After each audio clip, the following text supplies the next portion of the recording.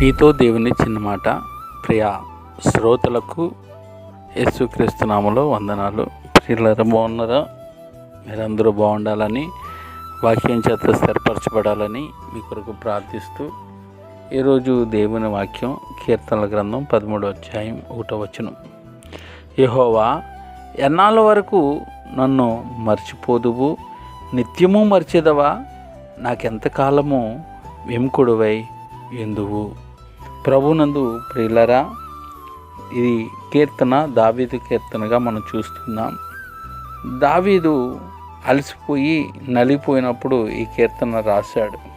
సౌలు రాజు వలన అతనికి కలిగిన శ్రమలలో తరమబడుతున్నప్పుడు ఈ కీర్తనను రాశాడు. ఏదో ఒకప్పుడు మనలో చాలామంది ఇటువంటి పరిస్థితిని ఎదుర్కొంటాం.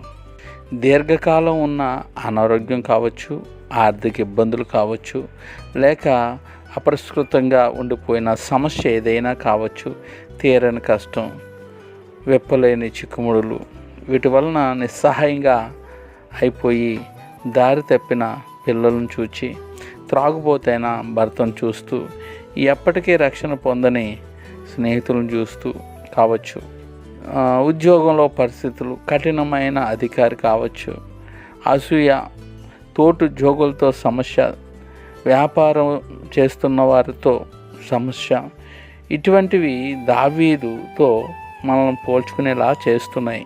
అయితే మనిషి నిస్సహాయితే దేవుని అవకాశం. ఏ వనరులో లేకుండా పరిస్థితులు చేయిజారిపోతుంటే ఏమి చేయలేక నిస్సహాయంగా కలవరపడుతూ నిలబడిపోతుంటే సరిగ్గా అదే దేవుడు తన కార్యం చేసే సమయం. ఏది లేదనుకున్నప్పుడు దేవుడు నీ పక్షాన ఆయన నిలబడతాడు. అయితే మన పరిస్థితులను సరిచేసే ముందు ఆయన మనలను సరిచేయాలనుకుంటున్నాడు. అయితే దానికి మనం ఒప్పుకోం. దేవుడు మన సమస్యను సరిచేసే ముందు మనలో మార్పు తేవాలనుకుంటున్నాడు. దేవుడు మన పరిస్థితులు మార్చాలని మనం అనుకుంటున్నాం, దేవుడు కూడా అనుకుంటున్నాడు.